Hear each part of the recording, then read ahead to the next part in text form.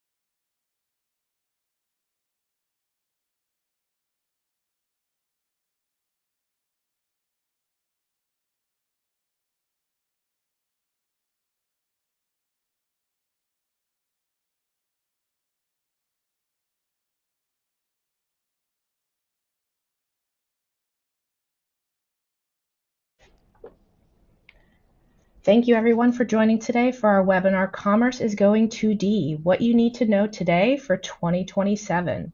Today, we've got John Gregory, Amy Beam, and Amber Walls with us to discuss the world of two-dimensional barcodes, the impact they're making, and what makes them so different.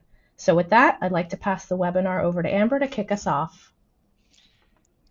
Hello, everyone, and welcome. So just to get it out of the way, during today's session, we will be compliant with annual antitrust laws. So no discussing prices, margins, or anything competitively sensitive. And do keep in mind, all GS1 standards are voluntary, so make your own business decisions. We're just here to give you some things to think about. So to introduce myself, I am Amber Wall, Senior Director of Global Standards here at GS1 US. And in my role, I've had the absolute pleasure of spending the last several years talking to organizations all around the world about their business needs and specifically how 2D barcodes might be able to help. Amy? Hi, everybody. I'm Amy Boehm. I'm Director of Community Engagement, working primarily in our retail grocery space, but also working on our Beyond the UPC team, going across the industries, helping bring the needs of the industry directly into GS1 so that we can help you solve those problems. John? Thank you, Amy. And my name is John Gregory. Great to be with you all today. I'm really excited about this presentation. I've been with GS1 US for over 5 years. Before that, deployed RFID solutions in aerospace and in retail environments for 13 plus years. I was really energized by this content, and I'll hand it back over to you, Amber. All right. So today we're going to be talking about lots of things to answer the most common questions we hear and share a lot of learnings that have come in from all throughout the retail sector as well as through other parts of the supply chain. So first off, we're going to answer why 2D. Why are we even talking about this right now? We're going to give you what the barcode options are as well as the data and what you might need to consider. John's going to get into other technologies and standards that can be combined with the value of 2D to really unlock some interesting use cases. After that, we're going to get into what 2D means for your role and your persona and what to do next. And do keep in mind, we're going to have a follow-up session of this where we're going to have supply chain users from brands and retailers talking about what 2D means for their journey and really break it into the crawl, walk, run phases. So the best way to get started with what 2D means to retail is let retail speak for themselves. So here is a video with Wegmans. Wegmans is a family grocery, and here we are in the first store that I started working in, and the first store where we started scanning in. And we were one of the first stores to start scanning. 50 years ago. It was November 4th, 1974, and today it's such a part of what we do, it's foundational. And we have about 53,000 people, and they're very important to us. We're very proud of that, and that's why our customers like us too, because they like our people. And in today's busy world, we have to provide things that are more convenient for them. We always believed in using the latest technology and headed it into a new coding system that'll give more information for our customers called 2D. Customers want to know more about the products that they're buying from us. And we believe that giving them information in real time is a great way to do that. We have a tremendous amount of Wegmans brand products that we are very proud of. And we think that 2D barcodes are going to give us the opportunity to interact with customers and tell them all the great stories we have. Whether it's a unique salmon that comes from New Zealand, or it's a product that was grown right down the road. Traceability is becoming a huge topic, and not only for our customers, there's regulations coming, and this can give us the opportunity to let customers know if they picked up something that we missed, they'll know ready to check out. They won't have to wait till they get home. Having a barcode that everybody can read and everybody's speaking the same language is so important to making this successful. When you're dealing with technology, standards are really foundational to making it work. So using 2D barcodes that are used in a standard way is going to make this so much easier for us and for our partners. And I think that the magic of GS1 is that GS1 can provide solutions that are larger than any one company could be. It's a great example of working together for a common good and really helping customers by a common system that everyone can use. So I'm particularly proud of GS1.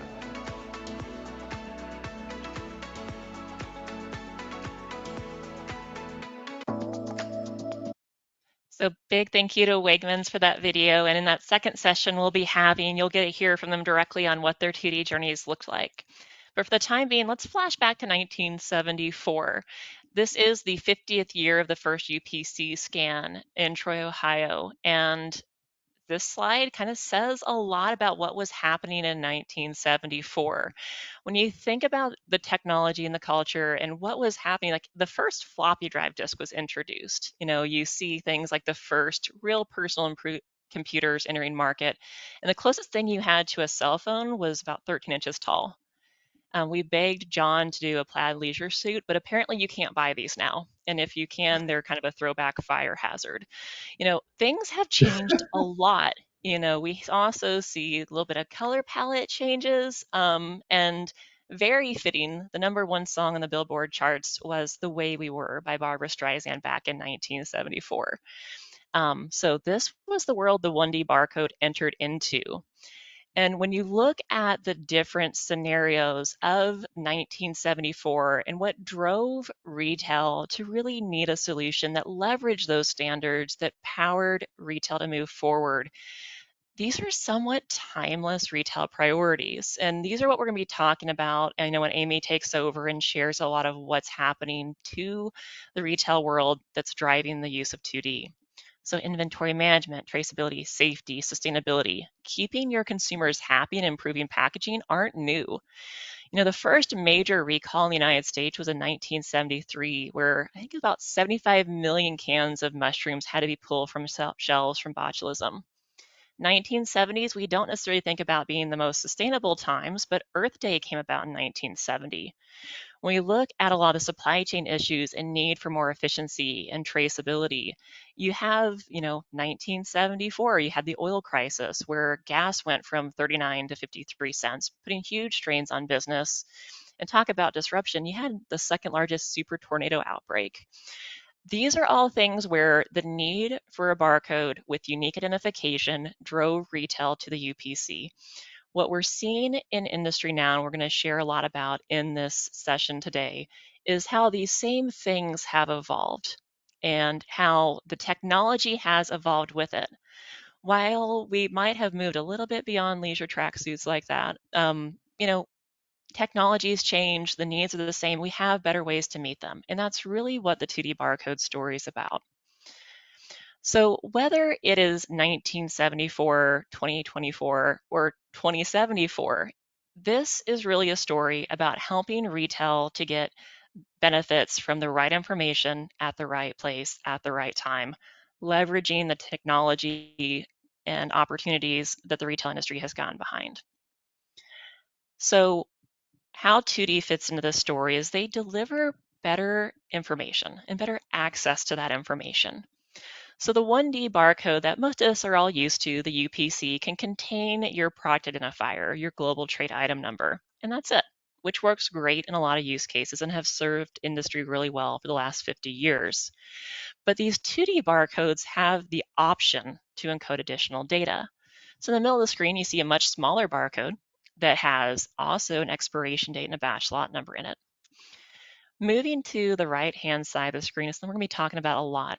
That's the GS1 Digital Link and a QR code in this example. And what really changes the game on getting that information to the right place at the right time is that it takes all of those attributes and data elements that we use in supply chain now to various degrees, and it puts it in a web-compatible format that integrates directly into the type of applications being used with QR codes on other products and everywhere, from billboards to t-shirts and menus. So a preview of what 2D offers here and what this looks like. The screen is showing the G10, so the product identifier, an expiration date, and a batch lot number. You can see the color coding kind of map out at the bottom to where those different data elements are being put into these barcodes in different ways, with the GS1 Digital Link format matching up really nicely to like the web addresses we type into our browsers every day. And that's because it's designed to. It's taking how barcodes and the contained identification works and marrying it up with how web standards work to bridge that gap so you can have your cake and eat it too and meet your supply chain needs and offer that type of consumer engagement. And before I turn over to Amy so we can get into a lot of the use cases in more detail, there's some key things to know about how this all mixes together. So barcodes hold data, whether it's a 1D, 2D, 3D, they're just there to hold data to be acted upon, and different types of barcodes have different benefits to them. It's really the data they contain that drives the value. So in the middle, you can see a data string that has the global trade item number in it. That's what's identifying the product.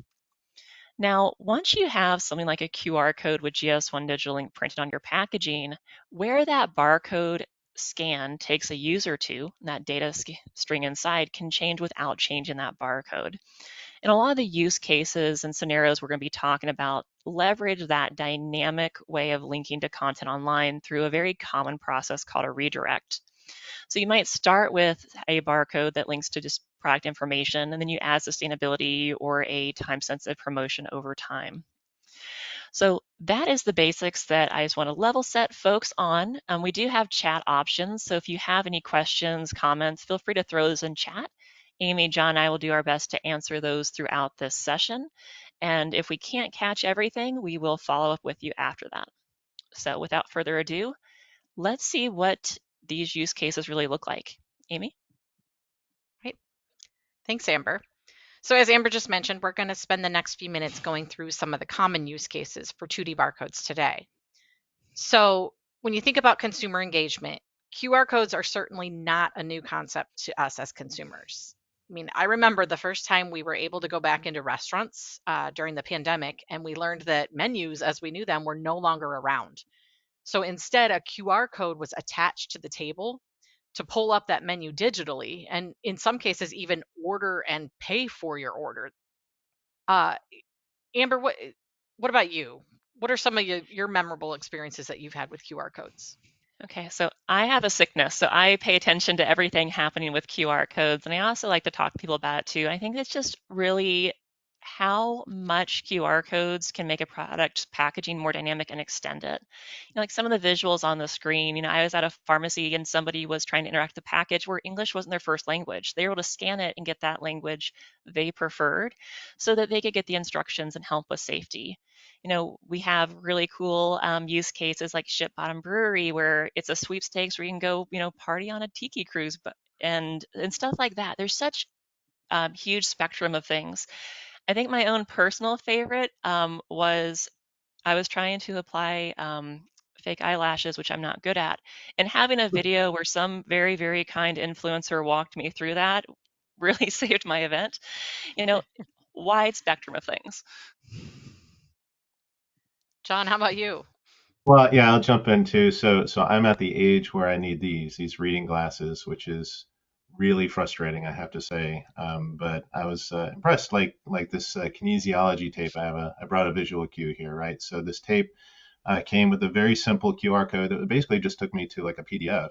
I mean, it wasn't a really advanced type of user engagement, but it gave me these different like visual cues on like, okay, if it's carpal tunnel, do this, or if it's your ankle, do that. So it's just really helpful way of being able to see and be able to see these demonstrations of like what exactly to do with this product. So yeah, it's nice to see that. Helpful. Awesome. So yeah, we're so used to seeing them now. We see them on TV ads, we see them on billboards, we see them on products themselves all over the place. So again, nothing new, in terms of getting consumers to be comfortable using these. So these figures here are from a couple of nationwide surveys that FMI and Consumer Brands Association conducted in 2021 and 2024 with over 2,000 participants, and the results were normalized for age, race, gender, location, and income. So you can see nutritional information, health and safety, and ingredient information are the top reasons for SmartLabel usage today. SmartLabel, which is controlled by Consumer Brands Association, offers product information that's controlled directly by the brand. And consumers agree that this direct source information is what's most trusted. So SmartLabel has over 1,000 brands with over 108,000 products across all CPG categories. And for years now, they've been getting consumers used to the concept of scanning that 2D code for the detailed information they seek. This is a significant head start on consumer engagement as an important use case. But beyond just the consumer packaged goods, 2D barcodes, you can see them on sewn-in tags now on apparel. That offers another opportunity for consumer engagement beyond the point of purchase. So these sewn-in tags can provide care instructions, sourcing information, reorder information, and other relevant facts to build consumer loyalty and trust. Yeah, and with SmartLabel too, a lot of folks already have QR codes on their package that aren't leveraging GS1 standards. This community and others that are in the same boat with the proprietary QR codes are looking at how to transition so they can eventually get to a world where you can have one QR code that does everything you need it to for both supply chain and consumer transparency. So that's definitely something that lots of conversations are going into on what's the right time to transition, what's it look like. And a lot of companies are just kind of looking at their normal packaging upgrade cycle. So when are we already going to be launching a new product or do a seasonal change to help minimize that? And we're going to continue to share stories as folks make that transition. So let's consider some of the other use cases within the retail industry outside of the most obvious of the consumer. So many inventory management models are created with a first in, first out concept, but consider situations where products may be provided by multiple sources. So you see, the image is referencing fresh produce in this case. So in order to minimize waste, really a first expire, first out is the more effective method. And so storing that type of dynamic data, such as expiration dates, within the context of the 2D barcode provides a simple method to identify the products needing to hit the consumer shelf first. So this available information also aids in some, just enough ordering protocols too, to add to that reduction of waste. Yeah, I think this is a fun one too, because I think we've all had that we bought something that went expired the same day or might have already been expired. It's such a frustrating thing for Way too consumers often. and retailers and brands, right? Nobody's happy about this. And it's having that just basic information that could be automatically captured. And you don't necessarily have to have store staff take action and check every package and slow down point of sale. It's just in the barcode to act on. And for the retailers around the world that have already enabled this, they're seeing huge savings in terms of the amount of staff time dealing with fresh products, as well as the amount of waste. And for those getting to dynamic price markdowns, even though they're selling the product at a lower cost, they're selling more of it and seeing some ROI from there. So that's an exciting thing to look forward to. Yep. So another piece of inventory management comes from the serialization and authentication of a product.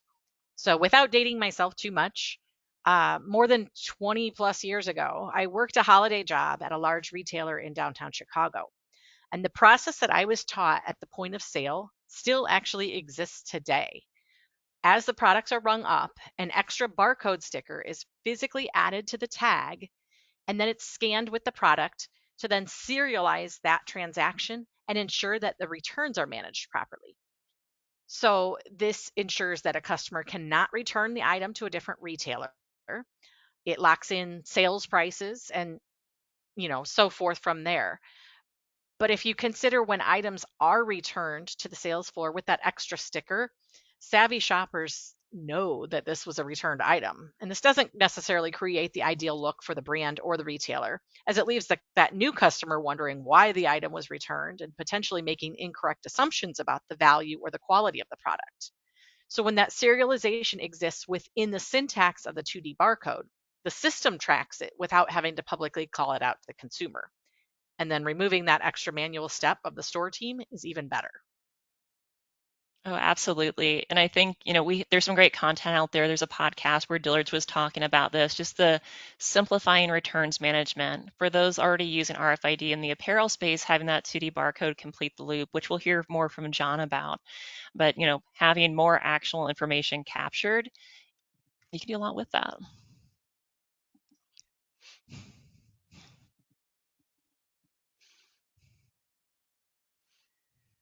So now we look at safety.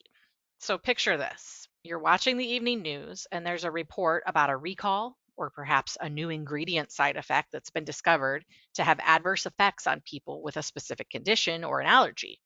So you think to yourself, do I have anything in my cabinet or pantry that falls in this list? And how will I even know? So enter that 2D barcode, right? Scan it with your phone and you can get linked to the information that you're looking for. The ingredients, the warnings, recall notifications, handling information, it can all be included.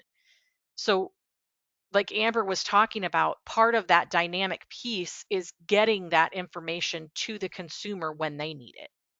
And then if you look at within the store operations itself, that 2D barcode can offer a quicker means to identify products on the shelf in the event of a recall, perhaps, that they need to be addressed before it can even get into the consumer's hands in the first place.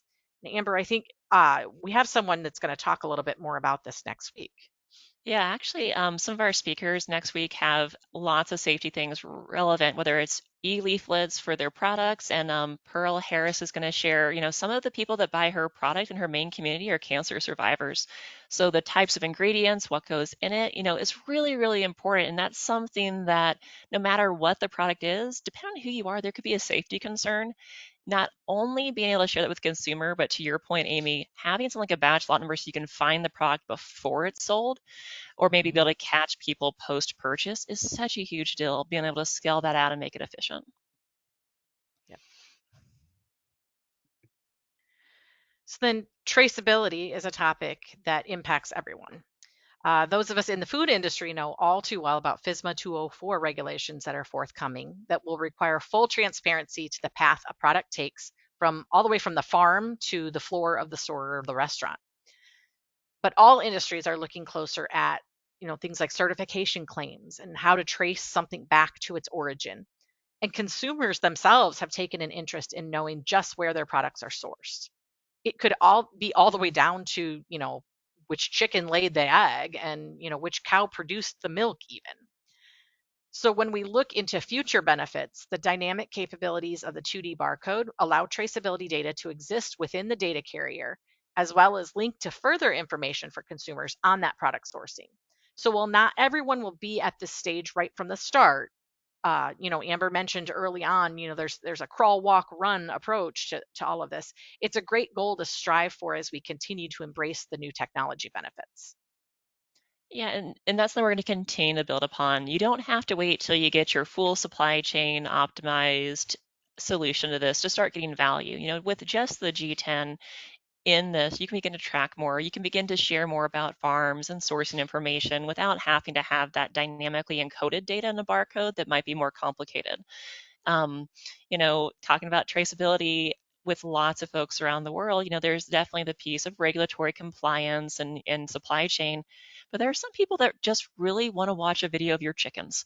Traceability could be a lot when you look at what it means to different stakeholders and what's going to bring them value and interacting with your product packaging and beyond.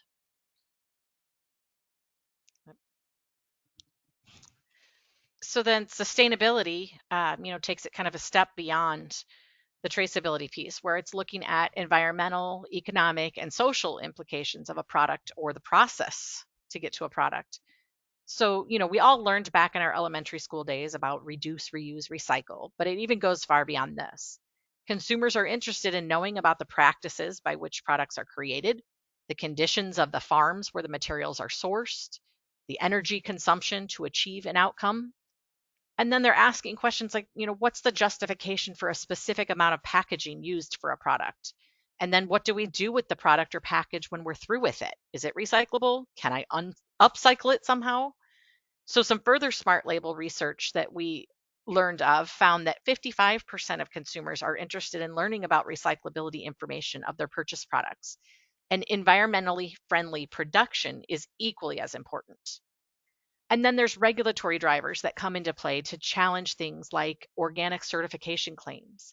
And Europe is working toward the finalization and deployment of a digital product passport, which provides a unique products life cycle with some standardized data. Amber, you know a little bit more about that. Yeah, digital product passport and a lot of the European regulations are a hot topic all around the world right now because they impact anyone selling into the European market. And a lot of folks that are looking at QR codes and making smarter labels are really taking that as their benchmark because that's going to be hitting first. So how can you link to all of this information and what benefits could it be again to your packaging? If you don't have to have everything written on your packaging, could it be, less? So that's going to definitely be a topic we talk more about today. And also for the next session, PVH is going to share what they're looking at in the apparel space in terms of the digital product passport. But sustainability is definitely one of those topics where everybody's trying to find the right solve. And it's really, really complicated because there's so many ways to enable circularity, and packaging is a great start. So speaking of packaging, have you noticed just how much information has to be included on consumer packaging now? Brands are losing that opportunity to differentiate themselves and to showcase the product message that they're trying to portray. The clutter is overwhelming, And sometimes even that doesn't give you all of the information that you need. So there may be warranty guides and leaflets and instruction manuals, all of that extra packaging that really goes against the sustainability goal. So 2D barcodes, again, can provide links to the e-leaflets, the digital disclosures, and more, freeing up that packaging for clean and streamlined brand experiences. Yeah, and this is one too where keep in mind with the 2D transition in Sunrise 2027 to enable 2D at point of sale, the end game is being able to have one barcode. We see some packages now that have 3, 4 types of data carriers on the packaging doing overlapping things. When you begin to unlock these benefits, you can streamline the packaging and do more. And talking about some of the use cases like offering things in different languages, videos, keeping information real time updated online offers huge accessibility wins. There are things that your product packaging just simply can't do on its own. So with that, we're going to launch a poll and Yeah. see from the crowd, what use case really stands out to you.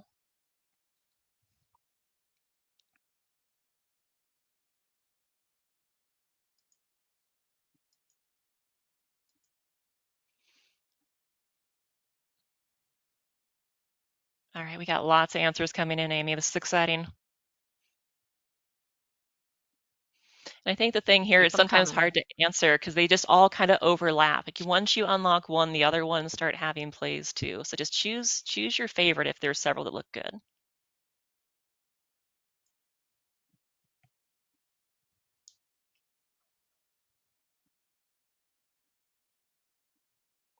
And also too, if you have questions, keep popping those in chat. We're trying to build as many into the talk track as possible. And then if we can't get to you, we'll get to you after the session. Well, looks like traceability is a hit there, Amber. It's getting up there. Mm-hmm. Safety's low. I like this group. A little bit reckless.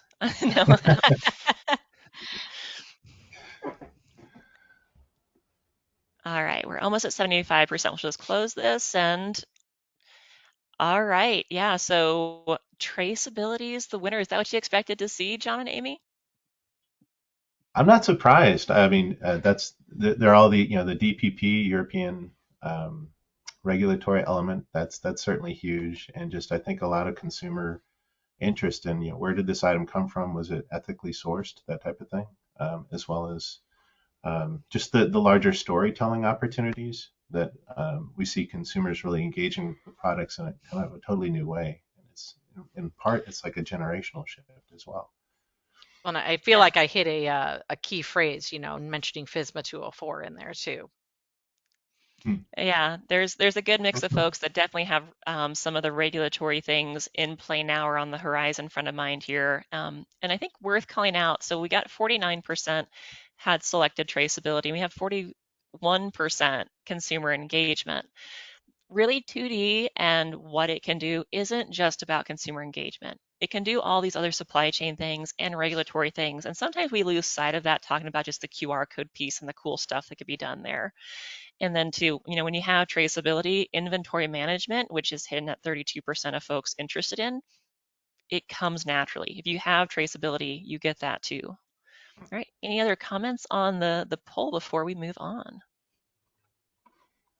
I think it looks great. Okay. So when talking about 2D barcode options for retail, there are options. And the reasons there's options because the different types of barcodes have different function and purpose, and they perform better in different applications. So there are 3 options available for what's going to be part of Sunrise 2027 to enable 2D barcodes at retail point of sale in the US and then all around the world. The first one is GS1 DataMatrix with GS1 element string data format. And this is what we see really commonly already on healthcare products. And it's really the go-to for healthcare now. And fresh foods has also really latched on to this barcode. It's best for those that need more data than just that product identifier, but don't really have a compelling use case or might not be ready for the consumer experience piece. Keep in mind, as of the consumer experience piece, you do have to have the capabilities of taking what's in the barcode, linking it to content, and maintaining that. So in that crawl, walk, run mentality, if you don't have the web pieces set up yet, maybe that's not your starting point with QR code. Maybe DataMatrix makes a lot of sense for you.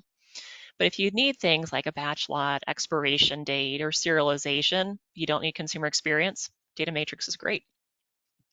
QR code with GS1 Digital Link has really been the superstar of Sunrise 2027 and what a lot of the brands are looking at, and retailers also for their own private label, because it enables that consumer experience. You can have the supply chain things if you needed the extra data beyond G10, but it gives you one way to be able to get your price lookup completed, all your retail things, as well as offer that consumer experience. The last option is definitely the least talked about. We're not seeing a lot of folks pick this one up and run with it. But DataMatrix with GS1 Digital Link is great for those that need a consumer experience but can't fit a QR code on pack. The thing about DataMatrix is it does not have that innate capability for your default mobile camera to be able to just point and go. There's work being done to help those major platforms recognize DataMatrix in the same way they can a QR code, but there's just not yet that ubiquity. But if you want to take a look at what it means to maybe switch this out in that size piece, DataMatrix, whether GS1 DataMatrix or DataMatrix with Digital Link, has a rectangular version. So think about those small packages, things that are cylindrical. That potentially could be a game changer for some that just simply can't fit a QR code on their package. And one thing we get asked a lot, and I want to make sure is very, very clear, is when we're talking about these different types of barcodes, you're starting with 1D, moving to 2D, it's the same product identifier throughout the different types of options. And John's going to talk about RFID, even RFID. Your product identifier, your UPC, your global trade item number, that's not changing at all. So all that's happening is you're taking that same identifier, you have all your product information tied to that you're sharing with your trading partners and putting it into a different data carrier. So there's no need to re-identify your product, no need to set up new G10s. You're just using a different data carrier in it, which really helps with that transitionary piece too. I do want to call it will look a little bit different. You can see the parentheses 01 in front. You're going to have some different things with the identifier, but same thing, just different data carrier. And some key points on the barcode options for Sunrise 2027 and the Global Ambition 2027 is if you're a brand and moving to 2D barcodes, you can pick which 2D barcode makes the most sense for you. There's nothing saying that you have to use a QR code with Digital Link or a GS1 DataMatrix. You can start with one and move to another over time. Unless there is some sort of regulatory driver that's compelling you to use a certain one, the choice is up to you what you go with. For the retailers that are enabling the technology, you have to turn on all three options. And that is to allow for that choice of the brands that might have the different use cases. At minimum for Sunrise 2027, the MVP is to do everything you can do with the 1D barcode, but with 2D. So that means reading the G10, doing price lookup, performing what you're already doing. And then going beyond that, you then can begin to add that extra data. But at minimum, all three of those 2D options with the G10. And we get asked a lot too, like when's the sunset happening? When's 1D going away? For now, there is no option to remove the 1D barcode as an option. It works really, really well and has since the 1970s. So that will remain an option and retailers will keep that in their system. There's not a mandate that you have to get rid of your 1D. Again, the goal is it'll be optional and you can remove it at the end of 2027 when retailers have enabled everything.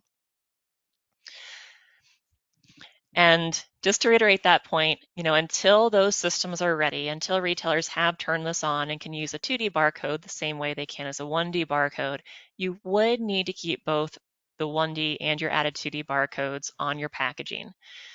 So don't take that 1D off quite yet. Part of the reason why there is a sunrise date is to help put that stake in the ground to try to get to the situation where you can take the 1D barcode off and get to the only a 2D barcode scenario if that makes sense for your business. All right, so we've talked a lot about 2D and we have lots of questions around how does this relate to other things? AI, RFID, EPCIS comes up. So for answers to that, John, take it over. Awesome. Thank you, Amber. I appreciate you. So yeah, I'm really excited to be talking about 2D and the wider world here of technology and these layers of technology and the connected systems that are there. And I just want to point out there's a relationship between data and value creation, right? The relationship between data and value creation. And standards reduce the friction to be able to leverage that data. And I mentioned earlier I had been in the aerospace industry before getting to retail as far as deploying RFID solutions. And one of the lead companies in the aerospace industry had talked about this concept that we can't improve what we can't measure. We can't measure what we can't see or what we don't know, right? It makes sense, right? So visibility is the prerequisite for all process improvements and actually a prerequisite for all business savings. And we think about what 2D gives us. It gives us this enhanced product data that's going to be everywhere, right? Ubiquitous. And this is highly reliable data that's encoded in products. And I think of like an analogy about a coral reef, right? You take this object and you put it offshore in the beach, and this coral reef forms, and there's this ecosystem that surrounds it. And I see this 2D movement really as the significant, just like 1D, just like the UPC barcode from years past, we have this ecosystem of technology that accompanies it. And so looking at these technologies, right, we see radio frequency identification and near field and these different things. So what I'm going to do is kind of summarize these briefly here and then go into a little bit more detail. So RFID, also known as RAIN RFID or UHF RFID, this is a non-line of sight technology. What do I mean by that? It means you don't have to see it. It's not like a barcode where you have to like expose the barcode to an imager, but rather the RFID tag, like here's a really old example one, right? That you got this antenna and this chip, and this can be inside of a box or under a garment behind a wall or what have you, and you're still going to read it, right? So this RFID technology gives you the ability to automatically capture data in the supply chain and in the retail environment. It provides specific item level data used for traceability and inventory management. So I was thinking of, the denim that was shown earlier by Amy, right? Like, yeah, that was one of the earliest use cases or products to be able to leverage RFID because denim can be very easy to mix up. You have all these complex styles and colors and sizes to sort out.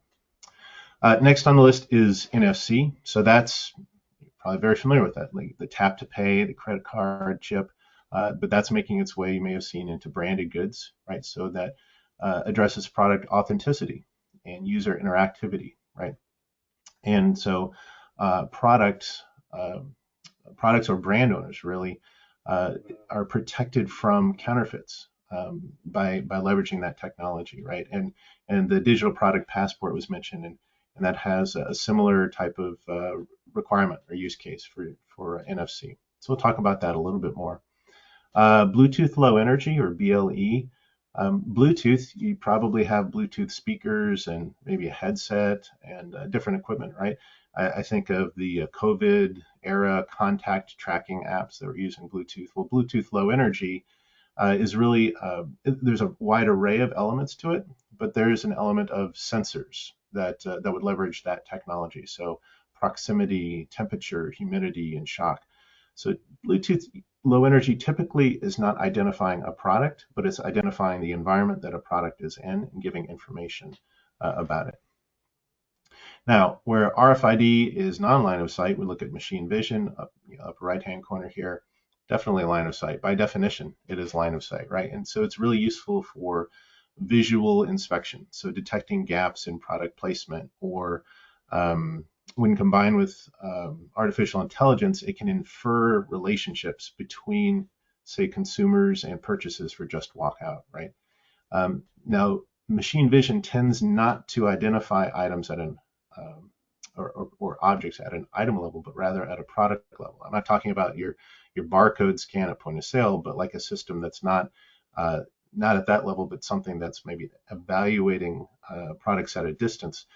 It's not typically capturing unique identity, just product identity.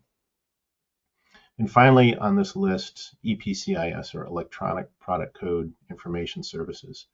And this is really kind of the umbrella, if you will, that gives you a standards-based way to collect and share all this data in this ecosystem. And it's super useful for diverse systems to be able to have a common language for understanding what are all these sensors? What are all these elements telling me, right? Especially AI constructs, right, to be able to speak this common language. So let's move forward and look at 2D and RFID together. And first, we'll define our terms. What do we mean by RFID, right? So it's helpful to kind of break that down into the two parts of the acronym, right? So RF means radio frequency, which is a super fast and accurate non-line of sight technology. Typically, I mean, it varies a lot, but typically you're going to read an RFID tag about 10 or 15 feet away. And it's about 50 times faster than reading barcodes because you don't have to mess with them. So here's a hang tag example from a retail store, right? So you have these. I tend to collect these as I go, right? So Delta Airlines, my baggage tag, cut this off. This has an RFID tag in it, right? And the conveyor, that little drivable conveyor that they drive up next to the plane and they unload, that conveyor has an RFID reader in it, right? And if my bag is going onto the wrong plane, or your bag too, hopefully, the conveyor will stop. So it's an example of a mistake proofing process that's in place. So identification, radio frequency identification. Well, the ID means that identification. And really the data encoded in the RFID chip is the UPC value plus a serial number, right? And what this does, it gives us a globally unique value that is globally understood, right? And that same data is captured in the 2D barcode as well. So there's a tremendous amount of value in the serialization. At the beginning, it just gives us the ability to count items precisely, but building on that, there are all sorts of insights that we can build upon that. I can see product aging data and promotional campaign performance, fitting room evaluations, try-buy, returns management, right? Amy had mentioned that. Loss prevention, even addressing organized retail crime. So there's a lot of elements there, even in the supply chain visibility space. And I'm thinking of like a major logistics carrier rollout was in the news, right? UPS was in the news indicating that they would save 20 million barcode scans per day. And it was actually a recent conference. It was a demo where they had a UPS truck, and if you brought a package into the truck, it would alarm if it was the wrong package not supposed to go in that truck. So similar to the Delta Airlines example, this immediate response to mistake-proof processes at work. So if we move forward to the 2D and RFID comparison, when we look at that, RFID, I like to think of it like, let's say you're at a party, RFID is like the extrovert, like the guy at the microphone, like, hey, everybody, tell me your identity. And like, everybody's like, here's who I am, right? So RFID doesn't require that line of sight. And just everything that's near it is, there you go, is just like, here I am, right? And it's not singulating. It's not saying, well, here's this one guy right in front of me. No, it's just talking to the crowd, if you will, right? But 2D is like more like the introvert or like the person wanting to have a direct conversation. Like that's a one-on-one communication. The consumer's like, hey, who are you anyway, right? Oh, this is my identity and here's my story to tell, right? So it's really easy for consumers to interact with. But the point is that both contain the same data, the same traceability data. So the factory worker that scans an item into a case, right, that same identifier is then tracked across the supply chain with RFID very easily, and even in store operations, and then say the item is brought by point of sale in red. So now you have like this end-to-end bookend item level visibility that's enhanced and really complemented between the two technologies, which is really exciting to think about the implications, what that can do across the industry and solve a lot of pain points in industry. So some RFID use cases I'll mention very briefly.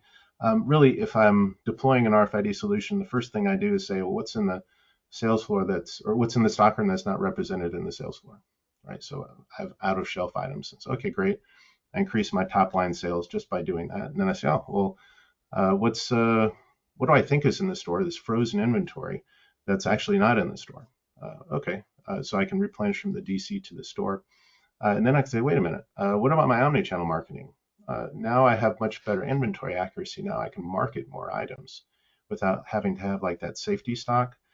And I can now sell more items. I can sell to the last item, right? Which is incredibly helpful. I can thin out my inventory as a result. I can reduce my working capital. I can have more efficient and adaptive operations and planning. So to be clear, RFID is not for consumers at this point, but let's look at something next that is totally consumed with consumers, NFC. So 2D and NFC. So NFC stands for near field communication, right? So it is near. It's about 5 millimeters is what the standard calls for. And this is your credit card or your smartphone tap. And of course, you're probably aware that NFC data can match the 2D data. So the same digital link URL, so Amber had talked about a bit, like that resolving to the same web address, that can happen in the same way for NFC. So NFC is going to add a layer of cryptography to ensure product authenticity. But the point is that once you've enabled 2D, like you've built the plumbing and the systems and the capabilities that very strongly align and prepare you for NFC use cases as well. So we see NFC embedded in products. For example, a sporting goods brand, right, might embed NFC in the heel of a shoe, right? And a consumer's tapping that shoe when they're at say, an NBA event, and it's giving them the scores, it's giving them an interactive content that might even be customized to them, right? And NFC can also ensure authenticity or even link to digital assets in the metaverse. So they can link to NFTs, non-fungible tokens, right? This metaverse term, but basically giving you this bridge into digital assets, right? And then finally, the European Union digital product passport that was mentioned earlier. NFC is a good candidate to be able to hold this product sourcing data, in part because the data has to be held after point of sale, right? So something that endures with the product and has that storytelling capability to say, where did it come from? So NFC is for something very near, something uniquely identified and secure. But the next technology is quite the opposite, right? So we look at 2D barcodes and machine vision, right? Well, machine vision captures and interprets and acts on visual information. It is quite by definition line of sight. Now, retail applications of machine vision tend to identify products, but not items, right? You tend not to identify those products. And I'm being clear, that's not at point of sale checkout, but machine vision in other applications, right? So as this little iconic graphic will depicts, like MV or machine vision can identify gaps in merchandising, right? It can infer what product should be there, right? It can't necessarily see like a depth of product, like to count the number. Maybe it can a little bit, I don't know. But it can see that, okay, there's a gap to fill, right? It can also be used in supply chain, like, all right, I have a pallet of cartons, but machine vision can detect, wait a minute, that pallet's missing a couple of cartons that should be there. That's interesting. Or it can track the movement of a pallet from the back of one truck into another, that type of thing. So machine vision is, quote unquote, trained, right? It is given an associated set of images to a product so that it can infer and say, okay, this image looks close enough. This is this product. I'm making this identification inference, right? So machine vision systems do not recognize if a product is new, like if it hasn't been trained, or if it's damaged, or if like the design has been packaged and whatnot. And so I just want to highlight that GS1 standards aid in that training, right? It provides product dimensions and images, and I think most importantly, the G10, right? The product identifier, which has this host of other information. Now, MV and AI really do come together very closely, right?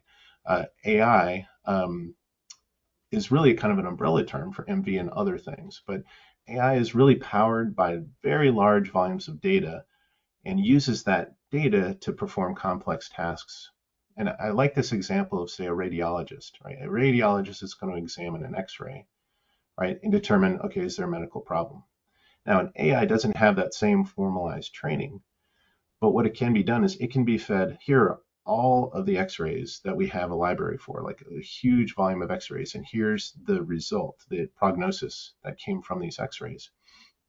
And as a result, it's really the volume of data that AI can say, whoa, I'm drawing some inferences here, and it might be able to raise a concern to a radiologist, say, hey buddy, did you notice this potential issue over here? Oh, that was helpful, right? So it's a means of consuming lots of data, and if that data can be structured and standardized, that makes it much more effective, right? So as 2D barcodes contain that structured data that enables an apples to apples, if you will, Amber, right, comparison, right? So am I looking at a product ID, or am I looking at a location ID, right? Am I looking at a packaging date or an expiration date, or even the date format. Amber, I'd called out the apples to apples. I didn't know if you had anything you want to add. We can go really punny with this one because apples are a great example of where all these things are tying together. Over the last few years, there's been a lot of technologies leveraging machine vision and AI to be like, okay, well, is this an apple versus an orange, and automatically, to process that for checkout. But you're missing the G10. If there's a recall, if it's a organic versus non-organic, these systems weren't looking at barcodes that were on the products, and you're actually seeing that added back. The same thing goes with some of the machine vision and artificial intelligence applications of, getting seasonal packages, being able to find expired products. When these systems aren't leveraging that standardized data that's there anyway, they're not as efficient. We've seen some major wins come through for companies that began to just look at the standardized structured data and incorporate it into their algorithms to train those and get more efficiencies. Because again, at the end of the day, leveraging GS1 standards for 2D barcodes and putting in things like a batch lot, expiration, and these G10 connected processes help build towards an eventual data carrier agnosticism, because it's about the data. 2D barcodes are what's really going to drive this forward and help get all these other unlocks and the technologies that John's presenting on. Yeah, thanks, Amber. Yeah. And so moving on with this, so EPCIS, like, where do we put all this data anyway, right? All these complementary technologies, how do we consume and provide and share that data? And really, EPCIS is a standard that enables the capture and share of this complex event data. It's a visibility platform for the technologies to be layered together to provide these great insights. So just to be clear, and I don't have a lot of time, right, to delve into this, but EPCIS is designed to handle item level and batch level data. It handles condition monitoring and sensor inputs, and it constructs relationships such as parent-child relationships between items. So what items are in a carton? What cartons are in a pallet? What pallets are in a shipment? All of those relationships are captured within EPCIS, which provides this rich and robust structured data for any system, including AI, to consume. So let's move on to look at a couple technology examples in the time that we have left. Right. So the first example here, cold chain shipment monitoring. So think of, say, a vaccine shipment. Right. I have to know the real-time location. I have to ensure that the temperature is held at a certain level.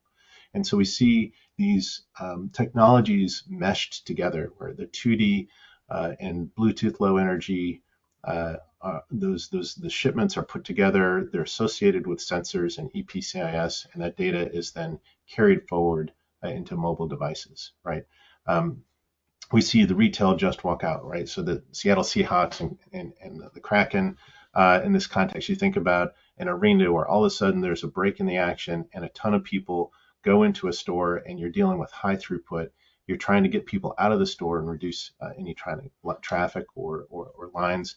And so this technology is helpful to be able to enable things to move out, where we see, again, machine vision and artificial intelligence coming together to identify products to people, but then also 2D and RFID. So like machine vision can't really detect accurately, say, a hanging garment, right? There's certain capability limitation. It's not going to identify, at that serialized item level, whereas the 2D and RFID will work together to solve those problems. So it's an interesting element there.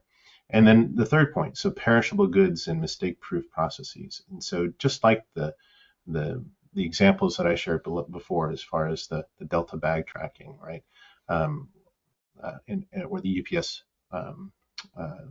truck, right? So at GS1 Connect, we had this demonstration of a freezer and refrigerator and these goods. And when the goods were in the wrong location, the system knew and was able to detect that, right? And so it's a great example of mistake-proofing processes that help to prevent waste, right? And if we look at the supply chain visibility challenges, right, if we move forward to that, like, we're seeing that things are going in the wrong direction, right? We look at the cost of counterfeiting and shrink and claims, and it is in the hundreds of billions. In this time period, we see that it's more than tripled. You can't improve what you can't measure, and you can't measure what you can't see or you don't know. So combining the unique identity and a means to capture data, we get the visibility needed to address these pain points. And I'm just about out of time, so I'm going to share one last image with you on this last slide here. So here's just, I think, this really dramatic image of this landscape of empty boxes from goods stolen from trains. And this is from a New York Times article on organized retail crime, New York Times Magazine article from January of this year. So more is stolen from trucks than trains, and more is stolen in the supply chain than in, say, store flash mobs, right? And these items that are stolen often find their ways into online marketplaces, shipped to consumers that know nothing of their history. Right? And so we can see that the opportunity before us, right? The supply chain challenges are not just theft, but also waste. The UN Environment Program report an estimated 363 million tons of food waste from retail and food service alone. To be clear, of all global food production, 5% of global food production is food service waste and 2% is retail waste. So there's a tremendous opportunity to improve this. And if we think of a world where products are uniquely identified and tracked and traced through the supply chain, and then even engaged with by consumers, that world can close the gap on supply chain pain points such as this. So with Amber, I'll give it back to you. With that, I'll give it back to you, Amber. All right, thank you very much. So we've went through a lot of content. So now we're going to start talking about what about 2D matters the most to you and various personas within the retailer stakeholder groups. But just before we get into that, we're going to kick off another poll that's a very common topic, and it's actually some of the questions in the chat are relating to this on, who do I need to involve? So from the poll here, what part of your organization is the primary decision maker on 2D? And if your answer is not sure, that's what we tend to get the most because it touches on so many things. You have marketing elements, there's legal constraints and regulation and the packaging, who owns that? So the question or answers are coming in quick.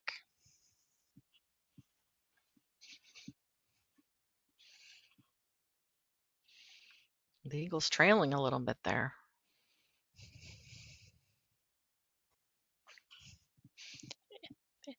And if you didn't realize before now, you might need to involve your legal team. Maybe you don't. Maybe you do. Maybe.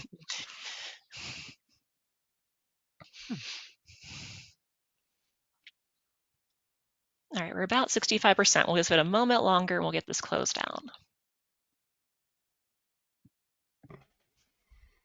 Yeah, this is telling the not sure element there, right? I think that says a lot. Yeah, so 33% of folks said they're not sure, who owns it. And in the follow-up session, we're going to have Wegmans really talk about how they had to bring a cross-functional group together to really get their 2D journey started. And that's what we continue to hear. But in terms of who actually owns it, this is kind of what we're used to seeing. Any other thoughts, John or Amy? I think if you put not sure because it's maybe a none of the above, definitely throw it in your chat. If there's an area of the business that is taking that ownership on your side, that needs to know a little bit more about it, as part of that decision making, we, definitely want to have some of that input from you. And there's a question in chat. So, and the answer to it, who owns, nobody is the answer, and that's the part of the problem. So we hear that. Yep. Yeah. Go ahead, John. Yeah, I was going to mention just GS1 Global Office did some surveys looking at traceability programs. And I remember traceability was one of the top ones from the earlier polls. And they had found through a series of long form interviews that the RFID departments were the ones tasked with traceability because they're used to dealing with items, item level traceability, if you will. So, but that maybe that's changed over time. But yeah, I think the traceability element and how does this square peg fit into this whole of the organization, especially from a cross-functional perspective? What are the systems and decision makers there? So yeah, I think it's a pretty interesting overlap. All right. So with that, let's dig into what matters to stakeholders about, when it comes to 2D. Amy?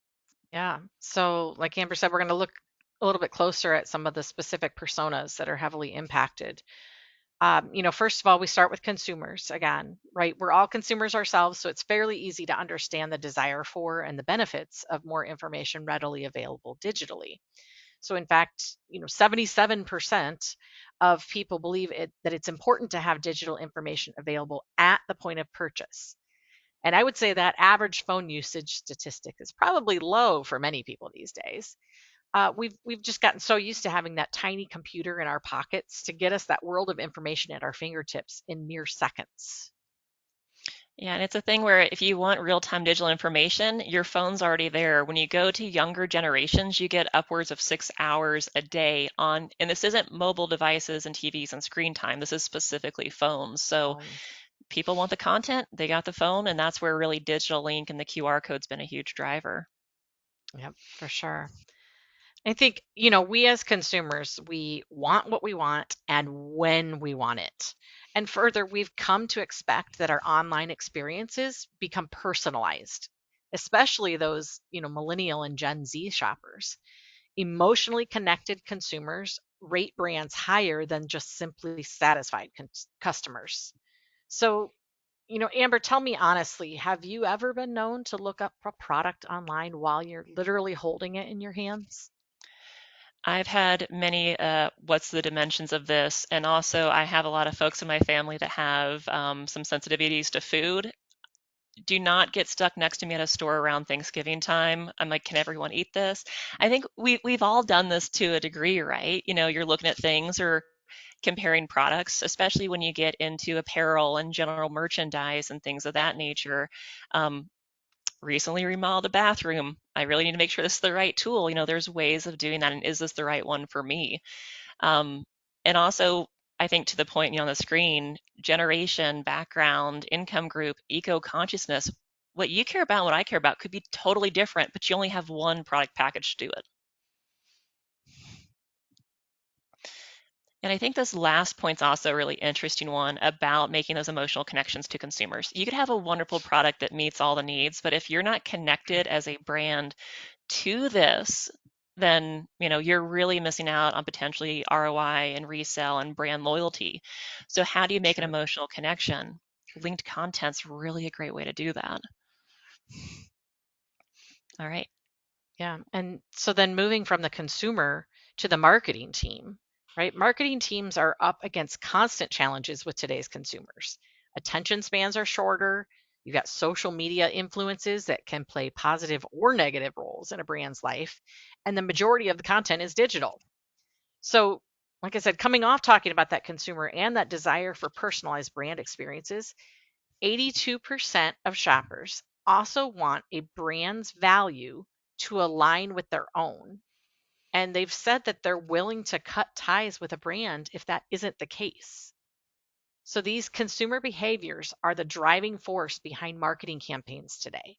The ability to link to the brand's website, highlighting values and benefits, along with additional and complementary products, the opportunities are virtually endless. And then you add in that buzzword AI, John talked a little bit about that as well. Marketing reach and impact will continue to grow exponentially. And then lastly, we talked earlier about that cluttered packaging. It's a constant battle for marketers today as well. Yeah, and I kind of just working my way back up on some of these points. These are things we hear time and time again, especially on who owns the packaging. Talk to the operations folks, like, I need to talk to marketing first. Because in a lot of ways, they do on the packaging and the story and the product and the aesthetic of it. So not telling that visual story or being limited in telling the story they want to just the packaging is a problem. Getting more data about who's interacting with your packaging, being able to optimize that, and being able to really leverage the content you're creating. Keep in mind, when you're scanning a barcode on a package, that person is holding your product, right? That's a very critical time to be able to do more, whether it's gaining insights, incentivizing repurchase, linking to social media campaigns. You can do a lot with your packaging, but you have to take it beyond the packaging online to do a lot of that. And that's why Digital Link is such a driver again. And again, the AI piece, the more you know, the more you can act, and AI can help with that, right? Yep. And I think, what you were saying too, those stories just with, that personalized experience like we talked about, that, you've got the ability to take it so far as to, use location drivers and things, that where are they at when they're holding your package and scanning Mhm. it, and what you can do to personalize that information to the moment that they're holding it. Yeah, and the geolocation, consumer targeting, all of those things where you do with an email campaign, you can do starting with a QR code. But sticking with this packaging and the supply chain, phew. Yes, so supply chains are complex, right? Packaging is complicated. You got functionality, material sourcing, sustainability initiatives, and costs. They all have to be balanced. So you look at supply chain architecture, it's a necessity for proper scaled planning and for making the right investments up front. The line from point A to point B is not always straight, it's not always easy. So having access to information is vital to the tracking, the tracing, and the planning overall. And it has become a must for many businesses. Supply chain disruption, where do we even begin, right? We've seen it happen several times over the past several years, and there's so many outside factors that can play a role in this. So it's important to control what can be controlled from the start. Yeah, and I think this architecture piece is a big one. We have a lot of conversations at GS1 US with folks who are like, what do I invest in? What type of scanner, what type of hardware, what type of systems do I need to plan for the future? Definitely starting with those consumer each products with 2D barcodes, it then becomes like, well, is now the time to begin to unify my brick and mortar fulfillment center, distribution center? We have some questions in chat about PTI label and 2D barcodes, and that's a huge topic of going beyond the retail store to get priorities here. That is a lot of focus is going into this year to really kick off in 2025 with more information to act on. But getting your crystal ball out, what disruption might happen again? Are we going to have another COVID? What other situation is going to take place? Future proofing that has become something where we've seen a mindset shift of, oh, it probably won't happen to us, of, oh, it's going to happen to everybody. How do we deal with it? It's only a matter of when. Mm-hmm. So then we look at store operations. Store operations teams are dealing with a plethora of challenges on a regular basis. So we hear regularly about labor shortages. 70 to 80% of retailers expect that this is an issue that's not going away. And then shrinkage, while the leading cause is theft, it can also be attested to operational inefficiencies and systemic errors. So additionally, product damage and return fraud contribute to that shrinkage. And overall, it accounts for more than $112 billion in losses for retail. And then what else keeps store management up at night? Inflation, coupons, promotions, and more. So dynamic pricing has become a hot topic even in the news lately. And while consumer goods are not typically the subject of the same practices as, say, airline prices, the strategy of dynamic pricing can work actually as an advantage to store operations. So, say a new product introduction is not moving off the shelves as expected, quick adjustments can be made then to remedy the situation. If you start to look at coupon fraud, the coupon industry is in the process right now of implementing a new way of working through universal coupons. So utilizing GS1 application identifier 8112 in place of that traditional 8110 that's been in place for years, this new route enables serialization of coupons to protect the retailers and the brands both from counterfeiting and fraudulent and costly activities. So this 8112 coding can easily be implemented through the use of 2D barcoding. And the list goes on and on. The benefits of 2D barcodes in all of these areas becomes extremely relevant. From the amount of data that can be accessed to the serialization opportunity, process efficiencies can be realized on the retailer front. And I feel like so much of what I've just described here feels like it's simply solving problems, but in reality, there's numerous opportunities from the store operation side too. It's not just all, solving the negative. You think about barcodes that are printed in grocery stores on a regular basis within the outer perimeter products. So like your deli, your bakery, your prepared foods. The opportunity now to serialize this data within a 2D barcode provides tremendous opportunity in the areas of traceability and sales tracking. Yeah, and on that, in the food world, outer perimeter versus, in interior center store, this is a great call out of not every product needs the same end goal. What's run for one company might never be needed. You're having center store products and grocery that can be really successful at just G10, maybe an expiration date, outer perimeter weights, things of that nature, apparel, serialization can make a lot of sense. And when you bundle these things all together, going back to John's points and the theme, you have more information to act on. You can identify things you had no idea you were bleeding cash on because you have more data tracked at more points, and then you can make those informed decisions. And there's folks to help. So Yeah. what about the solution providers? For you solution providers out there, the opportunities are seemingly endless for ways to support commerce on this. So all of these other groups are looking to you to bring their visions to life. So from hardware and software to data solutions, it takes a village to implement new technologies. So successful handoffs between 2D related solutions can create new opportunities as well. Data is at the core of it all. So big data, small data, artificial intelligence, business intelligence, consumer insights, the list goes on. Yeah, and it's a long list. I have the pleasure of speaking to lots of solution providers everywhere from, printers to scanning manufacturers to consumer analytics. And there's a piece of this pie that impacts so many of these solutions.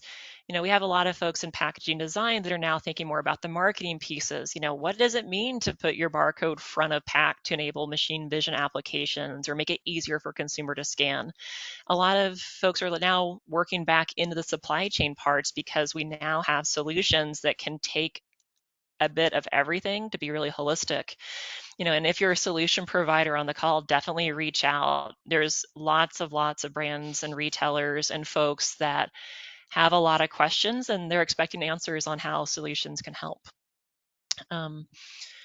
So key takeaways and next steps. We are ending the thing here. So we're going to go give our key takeaways and we'll get to some of those questions in chat that we haven't already spoken to. All right, John, what's yours? Just one. So I'd say, of course, the relationship, right, that's listed here, the relationship between consumers and products is changing. So so I'll just give an example, like a case of tomatoes. I pick tomatoes, I sell them to a quick serve restaurant chain. Okay, that's maybe considered a commodity, right? But if I put an RFID tag on that, or 2D, right, and I can now ensure that that case of tomatoes with their system is not going to go bad. I've now just added value to my product. Or, the sneakers that a consumer buys, that now they can tap that and engage it. So I think the relationship between consumers and products is going to change. Like we tend to just take things and not really think of them as intelligent things. And I think that unique product identity is really a tremendous unlock that's going to build and move forward all sorts of new value propositions. All right, Amy, what's yours? So I think it's just driving home that point that these 2D barcodes open up a world of possibilities for so many different facets of business. We talked about all these different areas, and that's not even all of them, right? There's truly something in it for everyone, right? There's so many other benefits that maybe haven't even been realized on our end yet, that the more that we start to dig in, the more that we're going to learn. All right, and for mine, what I keep finding time to man with almost every conversation is when you get into the art of the possible, when you have the technology in play, where you have all these great ideas from your cross-functional team, you have to stay grounded. It's going to take time to build up to that ideal implementation, and that's okay. You need to find your starting point that makes sense for your business and start now. We see a lot of companies that are looking at really complex implementations, maybe multiple technology integrations. And instead of starting with the MVP, where you can start getting information, doing some test and learns, holding off can really prevent some value you can get now, and you can work towards that ideal implementation over time. So one of the questions in chat I'll answer, because I think this is a great segue to it, is, it's all new to you. Where do you start? Webinars and content like this is great. We have lots of resources available, and you are also more than welcome to email us at sunrise2027@gs1us.com, and we can schedule some time and help get the resources you need. There's also some questions in chat about talking to someone about fresh foods, apparel, just different things that are important to your business. It's not a one-size-fits-all story, so reach out and we can help get you the materials that are at the level you need them in your stage in your journey. And with that too, what we continue to get asked for, we're going to be seriously addressing in the upcoming session on making 2D reality steps to success, which is what are other people doing? How are they approaching this? In this follow-up workshop, you're going to hear from a retailer, small micro businesses with single person to huge multinationals, beverage, apparel, health and beauty space. So we have a great spectrum of folks that are out there living this and bringing their 2D experience to life, that you'll be able to hear from, ask questions to as kind of follow-ups, and just get more about what's happening out there and learn from what they've been through so far. And there will be a link dropped in chat if you want to register for that or share it. But now we're at the end of the content, so we do have some time for questions, so we'll dig into some of these. Actually, a couple great comments have come in, so I'll address some of those. It was called out earlier, there's a rectangular version of a QR code, which is absolutely accurate. The thing about the rectangular version of a QR code is it's not going to have your default accessibility that a regular QR code does. It's actually a different type of barcode, which means that every application, retailer point of sale system that might be interacting with it would need extra updates. And it's not part of Sunrise 2027, and that's why the data matrix is partly in there. That rectangular QR code would not be in scope. And maybe this one's for you, Amy, or feel free to jump in, John. Do you have a traceability example for food you can share that's really driving some of this with Digital Link? A live example today, I think we've got one that's going to talk about, well, we talked about Sunrise 2027 is focused on the item level, but we are having companies out there that are starting to explore it at the case level. We're having those early conversations where there's a lot of information that we want to be able to share at the point of receiving. And so, so much of that has to do with, batch and lot code, could be pack date, could be harvest date, could be, expiry date, anything of that nature. But there's more information that's available. We've got hundreds of possible application identifiers that can be put in, what's currently used on those cases right now in that GS1 128 label. And we know that the more information that we want to share, the limitations of those barcodes are starting to come into play. And so that's a great exploration area for 2D at the point of receiving for that traceability data to be put into one barcode rather than, doing the piece that we'd absolutely, say don't do, and that's just adding another barcode. Yes, and our follow-up webinar is definitely going to talk to you a little bit of just what are those constraints when you go beyond the retail point of sale. And when you see a 2D barcode next to those GS1 128, the sheer size of it is just, it's a huge impact. So one of the questions, and it's definitely a great one to walk away from knowing, is can you just have a 2D barcode now? And the answer is no, because keep in mind, retail point of sale is still in the process of updating it. So if you take off your 1D, your UPC barcode now, then it's not going to be able to work. So GS1 US and other GS1 member organizations around the world are working to monitor adoption and capabilities, and hopefully, towards the end of 2027, be able to report out when it's going to be okay to begin to plan to take off the 1D barcode and have a 2D only environment. Size specifications for 2D. So with that one, we get asked all the time, how big does your QR code need to be, your 2D barcode? And it depends on the amount of data you put into it. So if you use all the thousands of characters available in a QR code, it's about a 4-inch by 4-inch square. You're not going to need that much. We find that 2D barcodes are smaller than the 1D barcode footprint, but it really depends on the type of data you're putting into that and how much of it. There's some really cool tools online that for those that asked, I'll follow up with via email that can help you play around and just see what the size of the barcode is going to be. All right, let's see. I'm trying to see if we have one for John. So how is RFID working in food? I think a lot of the examples were apparel. Any food ones? Yeah, great question. We see it in place growing both in quick serve restaurants. So there was a quick quick serve restaurant that piloted RFID, and after I think they said 3 weeks, they had 0 carton food waste, which was just a tremendous example of just how this technology could be useful in reducing waste. Also, we see it in grocery like bakery or protein elements, environments. So we see pilots and forward motion in that space.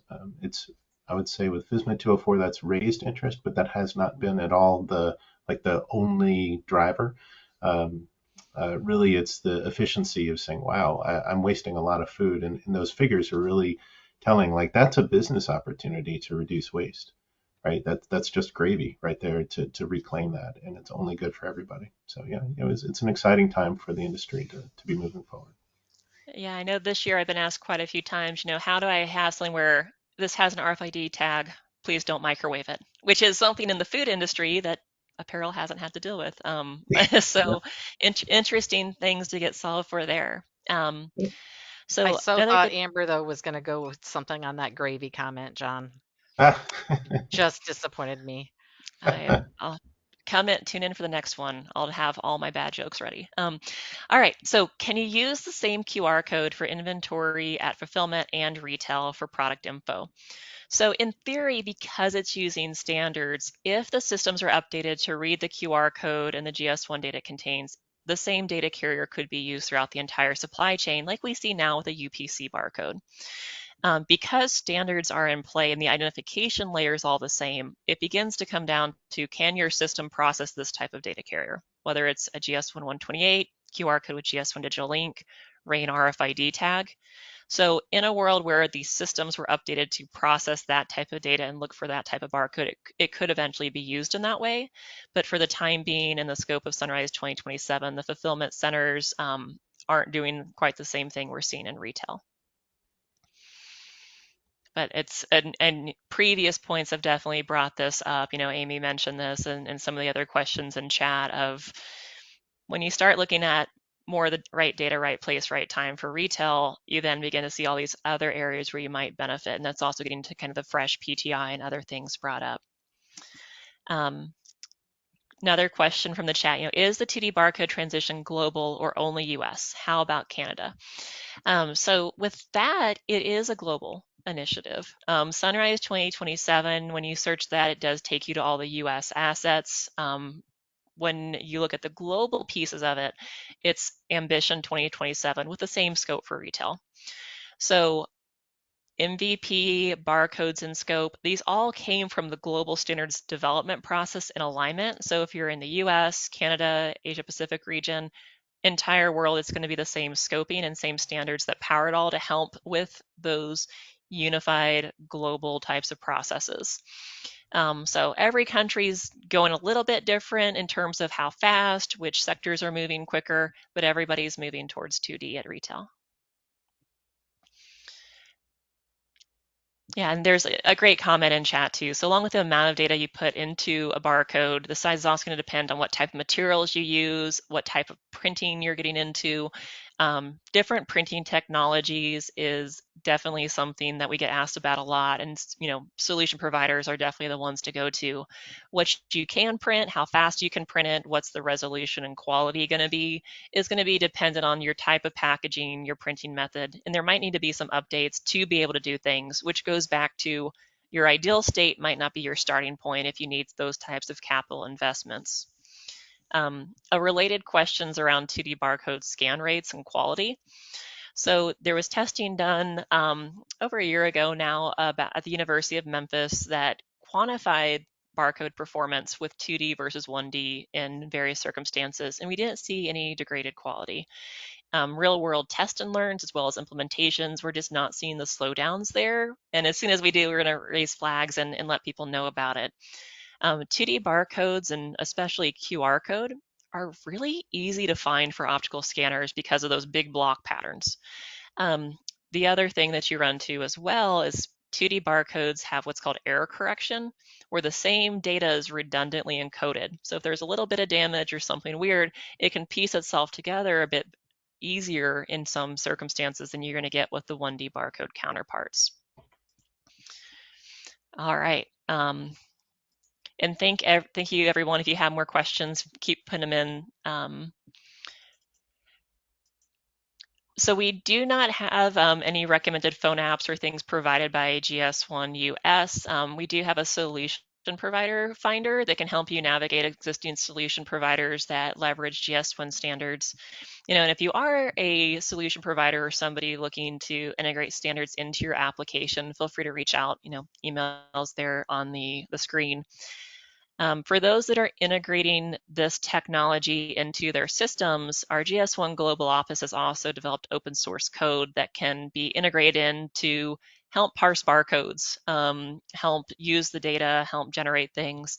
And that's been a great starting point for a lot of solution providers looking to integrate in GS1 standards for barcodes. All right. I'm trying to see, it's kind of scrolling through here. Any closing thoughts? We have about 3 minutes left, Amy and John.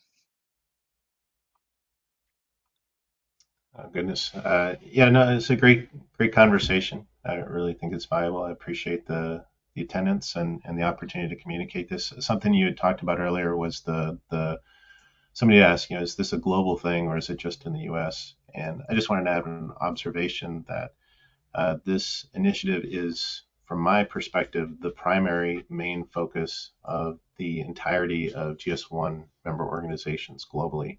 So there's a major momentous shift going on here. So it is front and center, and it tends to be like the first thing, the top of the list of priorities that's there. So it's really exciting because we are member driven, right? So it's not just one doing this. It is the community calling for it and making clear that we need to make this change. And so it's great to be kind of carried along by the ride. It's kind of like, pardon the analogy, but driving a U-Haul trailer behind, your truck, like it's a lot heavier. It's pushing you, right?